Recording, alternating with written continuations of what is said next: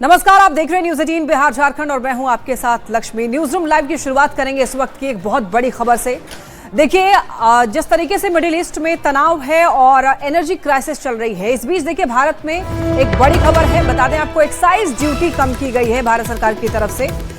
बताते चले आपको, सरकार के इस कदम के बाद पेट्रोल पर एक्साइज ड्यूटी जो पहले 13 रुपए थी वो अब घटकर 3 रुपए रह गई है, और वहीं डीजल पर एक्साइज ड्यूटी जो पहले 10 रुपए थी वो अब 0 हो गई है। तो इस फैसले के बाद तेल कंपनियों को बड़ी राहत मिली है, क्योंकि उन्हें संकट के समय में महंगे दामों पर कच्चा तेल खरीदना पड़ रहा था, जिसे लेकर सरकार ने ये राहत दी है। हालांकि राज्य सरकार का वैट लागू रहने वाला है। तो पश्चिम एशिया में जारी संघर्ष और उसके कारण उपजे ऊर्जा संकट के बीच भारत सरकार ने बड़ा कदम उठाया है। सरकार ने पेट्रोल और डीजल पर एक्साइज ड्यूटी घटाने का फैसला किया है। तो सरकार के इस कदम के बाद पेट्रोल पर एक्साइज ड्यूटी जो पहले 13 रुपए थी वो अब घटकर 3 रुपए रह गई है, और इतना ही नहीं, डीजल पर एक्साइज ड्यूटी जो पहले 10 रुपए थी वो अब 0 हो गई है, यानी कि डीजल पर एक्साइज ड्यूटी नहीं लगेगी। तो यानी कि फ्यूल के दाम अब कम हो सकते हैं। दाम में कटौती तेल कंपनियों के फैसले पर अब निर्भर है। अब इसके बाद, इस फैसले के बाद सबके मन में यही सवाल, क्या पेट्रोल और डीजल के दाम कम होंगे? तेल कंपनियां दामों में कटौती करती हैं तो फायदा हो सकता है, फ्यूल के दाम 10 रुपए तक कम हो सकते हैं। हालांकि अभी कुछ भी कहा नहीं गया है। कंपनी दाम में कटौती तेल कंपनियों के फैसले पर ही निर्भर रहेगा। फिलहाल फैसले से तेल कंपनियों को राहत जरूर दी गई है भारत सरकार की तरफ से। एक्साइज ड्यूटी में कटौती की गई है और ये एक बहुत बड़ा फैसला है।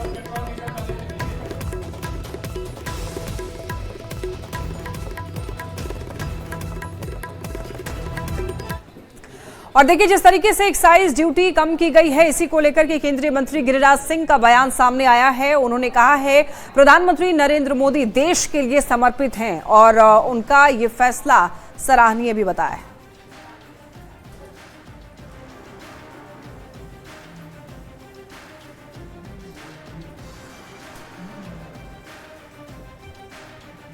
देश के जनता के प्रति समर्पित है, यही इसका भाव है।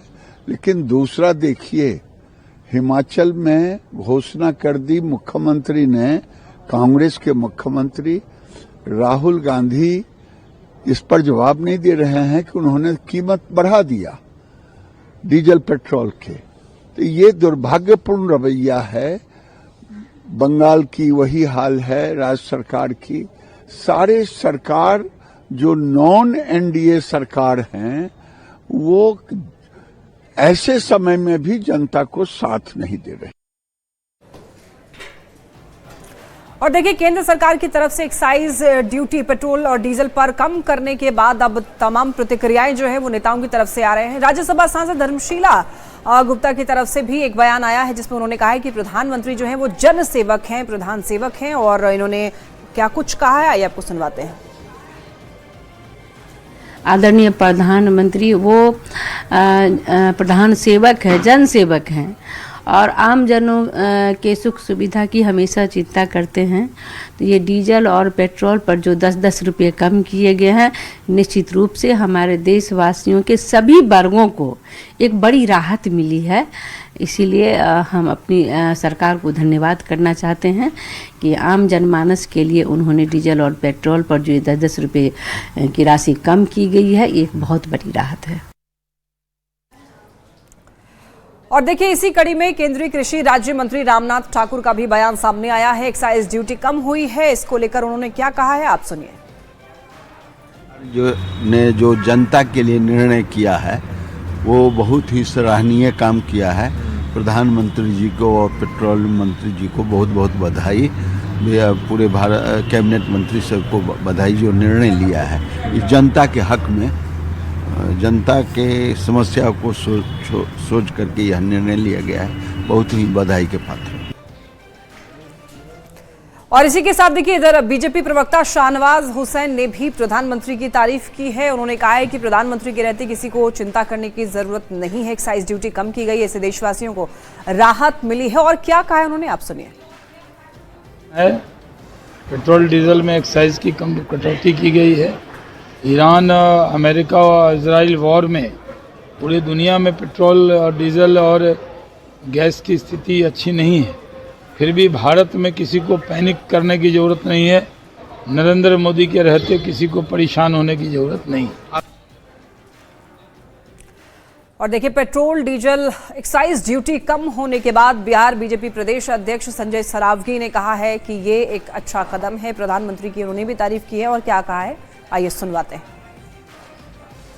जहां 13 रुपया अतिरिक्त एक्साइज ड्यूटी लगती थी उसको 10 रुपया घटा के 3 रुपया किया है, और डीजल में जो 10 रुपया लीटर स्पेशल एक्साइज ड्यूटी लगती थी उसको घटाकर 0 कर दिया, अर्थात 10 रुपया लीटर डीजल और पेट्रोल में एडिशनल एक्साइज ड्यूटी में कटौती की गई है। बड़ी बात है, इससे पता चलता है देश के यशस्वी प्रधानमंत्री नरेंद्र मोदी जी को अपने देश के 140 करोड़ लोगों की कितनी चिंता है। और देखिए, इसी बीच केंद्रीय गृह मंत्री अमित शाह ने एक्साइज ड्यूटी घटने को लेकर एक पोस्ट किया है, और ये पोस्ट आपको बताते हैं क्या लिखा है उन्होंने। उनका ये लिखना है कि कस्टम में कटौती पर उन्होंने लिखा है कि दुनिया में तेल की जो कीमतें हैं वो दरअसल बढ़ी हैं और भारत में राहत दी गई है। तो अमित शाह का ये पोस्ट, सरकार के फैसले से जनता को बड़ी राहत। एक्साइज ड्यूटी में कटौती पर अमित शाह ने ये पोस्ट किया और ये लिखा है कि दुनिया में जहां तेल की कीमतें बढ़ रही हैं वहीं भारत में राहत दी गई है। सरकार के फैसले से जनता को बड़ी राहत। आपको बताते चलें कि एक्साइज ड्यूटी में कमी की गई है पेट्रोल और डीजल में। डीजल में अभी एक्साइज ड्यूटी अब नहीं लगेगी और वहीं पेट्रोल में इसे 3 रुपए कर दिया गया है। पहले 13 रुपए था, लेकिन 10 रुपए घटा करके अब इसे 3 रुपए किया गया है। वहीं डीजल की बात करें तो डीजल में अब नहीं लगेगी एक्साइज ड्यूटी, और इसी को लेकर पोस्ट किया गया है गृह मंत्री अमित शाह के द्वारा।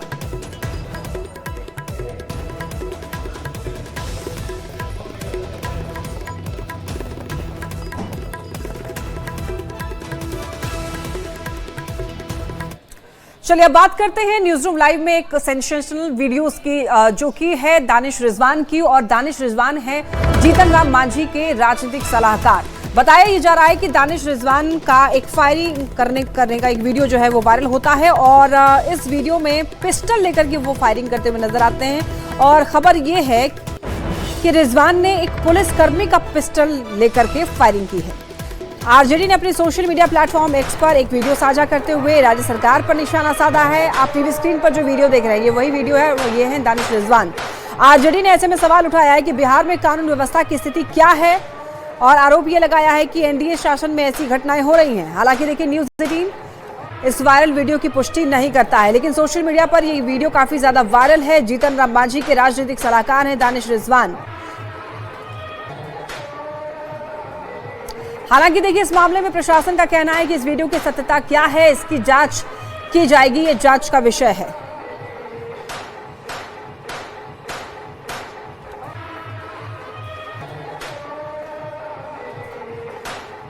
वायरल हो रहा है, इसमें दिखाया जा रहा है कि किस तरीके से हमारे द्वारा एक फायरिंग की घटना को अंजाम दिया गया है। मुझे लगता है कि ये जो पोस्ट है ये तेजस्वी यादव जी ने नहीं, क्योंकि तेजस्वी यादव जी आमतौर पर 6 बजे के बाद शराब के नशे में होते हैं, तो उनके नशे का फायदा उठा करके उनके लोगों ने किया है। ट्वीट करने से पहले वीडियो की उनको सत्यता जांच लेनी चाहिए थी कि वीडियो कब का है। देखिए, वीडियो में बहुत सारी चीजें ऐसी हैं जो अपने आप में कई तरह के संदेह प्रकट कर रही है कि ये वीडियो AI जनरेटेड है। जैसे कि मैं अभी आपको दिख रहा हूं, उस वीडियो में मैं आपको इतना मोटा नहीं दिख रहा हूंगा। दूसरा, आधे सेकंड में 4 राउंड रिवॉल्वर से कारतूस की फायरिंग हुई है। किसी भी दुनिया के किसी रिवॉल्वर से आधे सेकंड में 4 राउंड कारतूस की फायरिंग नहीं हो सकती है। उस वीडियो में बहुत कुछ ऐसा है। मैं तेजस्वी जी से आग्रह करूंगा कि इस तरीके का जो वीडियो डाला जाए तो कम से कम देख लिया कीजिए। हमेशा शराब के नशे में आप रहते हैं, ठीक है रहिए, लेकिन शराब के नशे में आप रहते हैं और आपके सोशल मीडिया पे अनाप शनाप चीजें डाली जा रही हैं, जिससे आहत को होकर मैंने खुद आपके ऊपर में FIR करने के लिए आवेदन दिया है। दूसरी चीज है, उस वीडियो को लेकर के मेरे ऊपर 2017 में ही कार्रवाई हो चुकी थी। मेरे हथियार के लाइसेंस को निलंबित किया गया था, रद्द किया गया था। बाद में न्यायालय ने उसको पुनर्जीवित किया। और ज्यादा जानकारी के लिए न्यूज़ 18 संवाददाता चंदन हमारे साथ जुड़ रहे हैं। चंदन, देखिए, दानिश रिजवान जो कि जीतन राम मांझी के राजनीतिक सलाहकार हैं, उनका एक फायरिंग का वीडियो वायरल होता है। इसकी सच्चाई क्या है? क्या आपकी बात हुई है दानिश रिजवान से? बिल्कुल, देखिए, पूरा मामला ये जो हम पार्टी के पूर्व प्रवक्ता एवं जीतन राम मांझी के पूर्व राजनीतिक सलाहकार दानिश रिजवान है, उनसे जुड़ा हुआ है। और बताया जा रहा है कि उनके जो एक रिश्तेदार है उनके द्वारा उनका जो वीडियो है उसको वायरल किया गया था। ये वीडियो 2017 का बताया जा रहा है, जिसमें कि वो फायरिंग करते नजर आ रहा है। लेकिन जब हमारी उनसे बातचीत हुई तो उसमें साफ तौर पर उन्होंने बताया कि ये पुराना वीडियो है, जिसको कि एडिट करके जानबूझ करके उनकी छवि को धूमिल करने के लिए इसको ऐसा किया जा रहा है। इसको लेकर के दानिश रिजवान के द्वारा साइबर थाने में एक आवेदन दिया गया है, जिसमें कि FIR दर्ज करने की मांग की गई है। अगर इस वीडियो की बात करें तो इसके संदर्भ में भोजपुर के पुलिस अधीक्षक से जब हमारी बात हुई मिस्टर राज से, तो उन्होंने बताया कि इस वीडियो की सत्यता की जांच के लिए उन्होंने SDPO सदर 1 को निर्देश दे दिया है और इसके सत्यता की जांच की जा रही है। जो भी बात आएगी उसमें आगे उचित कार्रवाई की जाएगी। लेकिन ये वीडियो जो है काफी पुराना बताया जा रहा है, लेकिन सोशल मीडिया पर वायरल होने के बाद एक बार फिर से इसको लेकर के चर्चाओं का जो बाजार है वो गर्म हो गया है। हालांकि इस वीडियो के सामने आने के बाद दानिश रिजवान के भाई जो जमाल अशरफ है उनके द्वारा नगर थाने में एक प्राथमिकी दर्ज कराई गई थी, जिसमें शाहिद अली एवं उनके जो साले हैं चौधरी फैज उर्फ सिकंदर, उनको नामजद आरोपी बनाया गया था, जिसमें कि पुलिस ने त्वरित कार्रवाई करते हुए शाहिद अली को गिरफ्तार करके जेल भेज दिया। वहीं अन्य जो लोग हैं उसमें उनकी तलाश जारी है। लेकिन वीडियो के सामने आने के बाद उन्होंने बयान जारी कर साफ तौर पर बताया कि ये वीडियो 2017 का है, काफी पुराना है। हालांकि इसमें जो पुलिसकर्मी दिख रहा है जिसके हाथ से वो पिस्टल रिवॉल्वर लेकर के फायरिंग करते नजर आ रहा है, वो पुलिसकर्मी कहीं दूसरे जगह ये पोस्टेड बताया जा रहा है, बिहार के किसी दूसरे जिले में। हालांकि इसकी अभी आधिकारिक तौर पर पुष्टि नहीं हो पाई है, लेकिन वीडियो की जांच के लिए सदर जिस पुलिस का ये रिवॉल्वर है, क्या उनकी पहचान हुई है और क्या एक बार उनसे पूछना जरूरी नहीं है? बिल्कुल, ये जो पुलिसकर्मी है पहले भोजपुर जिले में ही पदस्थापित थे, लेकिन फिर वो तबादला उनका हो गया जो बिहार के किसी दूसरे जिले में वो पदस्थापित है। लेकिन ये जो वीडियो है वो उस समय जब सामने आया था उसके बाद दानिश रिजवान का जो लाइसेंसी आर्म्स था उसको जिला प्रशासन के द्वारा कैंसिल कर दिया गया था और कैंसिलेशन के बाद उन्होंने न्यायालय का दरवाजा खटखटाया था, जिसके बाद उसको फिर पुनर्जीवित कर दिया गया था। लेकिन वीडियो में क्या सच्चाई है, वीडियो में जो लगातार फायरिंग की बातें सामने आ रही है उसको लेकर के चंदन, ये पूरा जो मामला है उस पर जांच होनी चाहिए और आगे क्या कुछ होता है इसकी जानकारी आप रखिए। फिलहाल बहुत धन्यवाद आपका इन तमाम जानकारियों के लिए।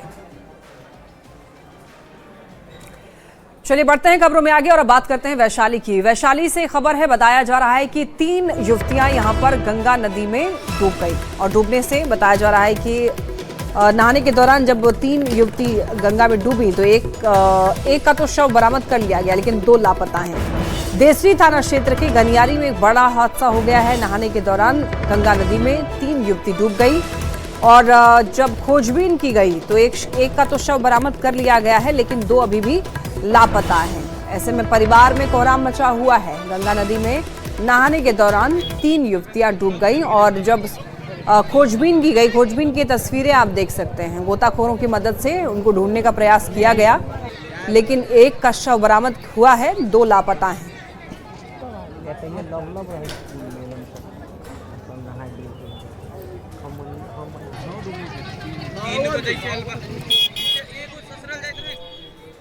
देखिए इस वक्त एक खबर मिल रही है नालंदा से और बताया जा रहा है कि तालाब में एक युवक का शव मिला है। देखिए सूर्य तालाब में एक युवक का शव मिला है। दिलवाले कुमार के रूप में पहचान हुई है। आजमगढ़ का रहने वाला था किशोर, ननिहाल में पिछले 3 महीने से रह रहा था और छठ के दिन से ही युवक लापता था। शव को कब्जे में लिया गया है और पुलिस अब जांच पड़ताल में जुटी है। नालंदा थाना क्षेत्र की ये घटना है। दिलवाले कुमार के रूप में पहचान की गई है। आजमगढ़ का रहने वाला था किशोर, लेकिन ननिहाल गया हुआ था। दिलवाले सूर्य तालाब में शव मिला है युवक का।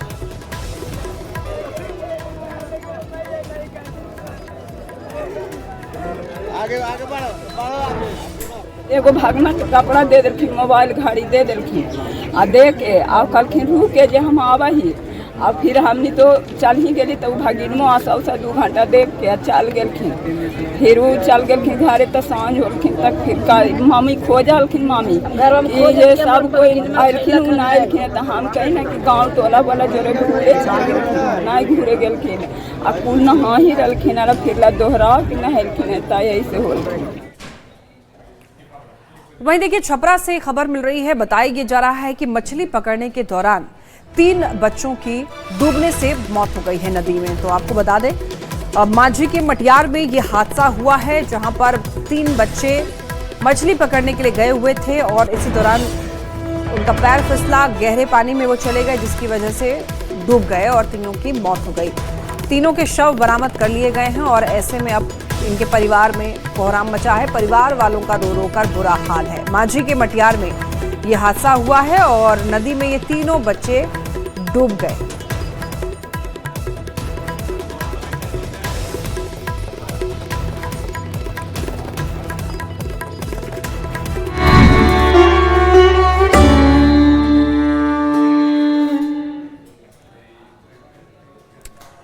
और देखिए, आज रामनवमी है और रामनवमी पर आज के दिन जहां पूरे देश भर में उत्साह है, राम भक्त काफी उत्साहित है, श्रद्धालु मंदिरों में पहुंचकर पूजा अर्चना कर रहे हैं, तो ऐसे में आज का दिन बेहद खास है। और आज का दिन इसलिए खास है क्योंकि दोपहर 12 बजे रामलला का सूर्य तिलक किया जाएगा और ये सूर्य तिलक 4 मिनट तक होगा। देखिए, सूर्य तिलक से पहले वैदिक मंत्रोच्चार के बीच भगवान श्री राम का पंचगव्य, सरयू जल और सुगंधित द्रव्यों से पहले भव्य अभिषेक किया जाएगा। इसके बाद रामलला का सूर्य तिलक भी होगा। रामलला को 56 भोग अर्पित किए जाएंगे। दोपहर 12 बजे का समय है, तो कुछ मिनटों का वक्त अब बच गया है। रामनवमी को लेकर अयोध्या में काफी उल्लास है, भक्ति का माहौल है और जो समय निर्धारित किया गया है यानी कि 12 बजे, तो 12 बजे सूर्य की किरणें गर्भगृह में स्थित रामलला के मस्तक पर लगभग 4 मिनट तक ठहरेंगी, जिससे एक दिव्य और ऐतिहासिक क्षण साकार होगा। और इस पल के साक्षी बनने के लिए देश विदेश से श्रद्धालु अयोध्या पहुंच रहे हैं। और ऐसा नजारा पिछले वर्ष भी हमें देखने को मिला था। सूर्य तिलक जब अयोध्या में रामलला को सूर्य तिलक लगाया गया था पिछले वर्ष भी, और आज भी रामनवमी के मौके पर 12 बजे दोपहर में सूर्य तिलक होगा।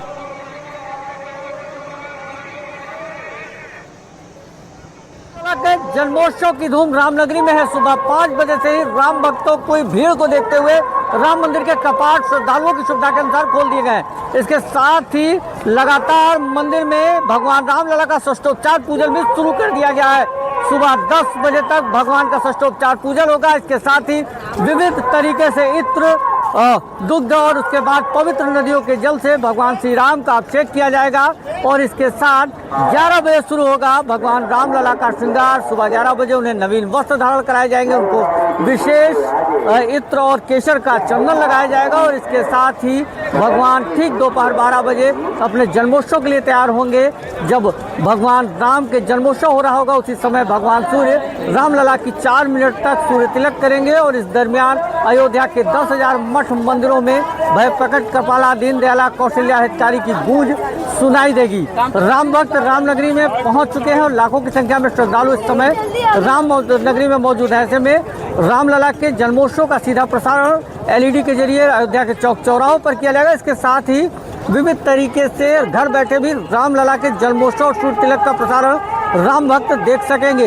इसके साथ ही ठीक दोपहर 12 बजे भगवान के जन्मोत्सव की आरती होगी और आरती के साथ रामनगरी पहुंचने वाले हर एक श्रद्धालु को रामलला का भोग लगा हुआ प्रसाद दिया जाएगा, जिसमें 11 कुंटल पंजीरी, 11 कुंटल चरणामृत और 5 कुंटल मेवे का भोग लगेगा।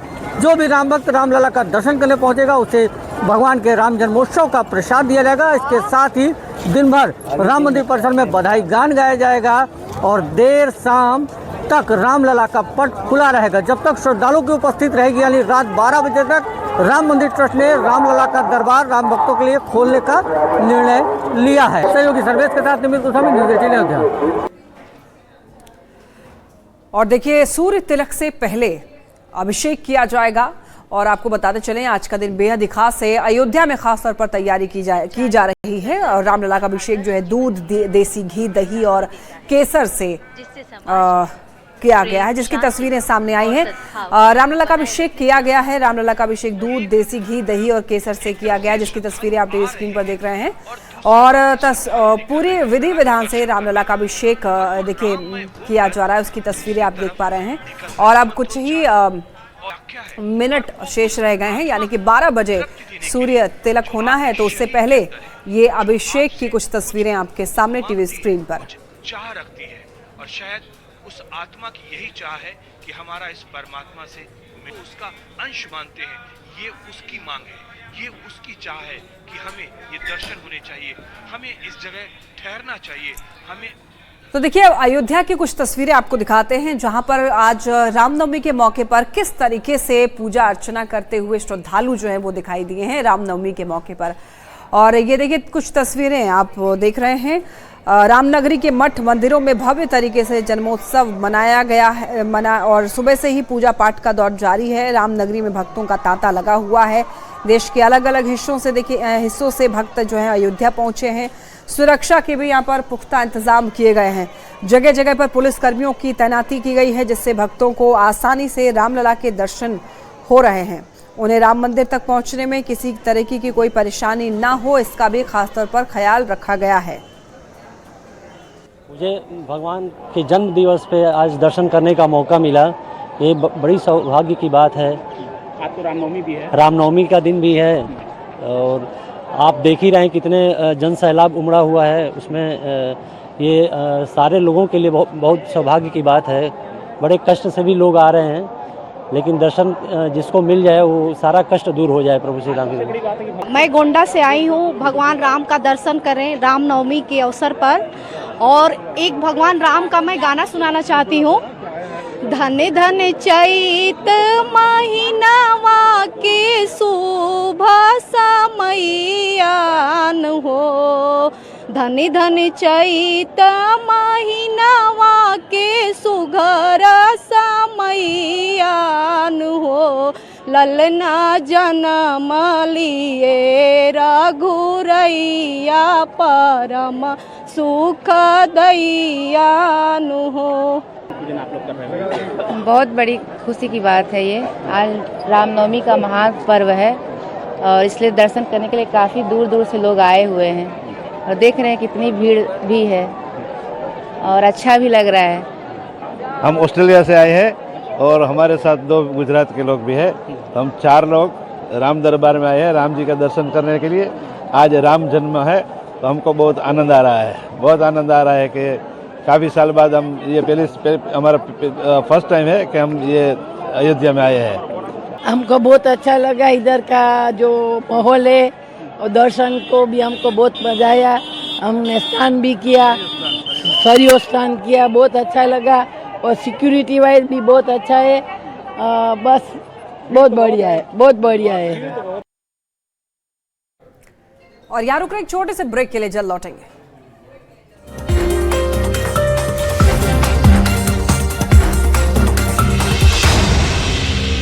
गर्मी जो है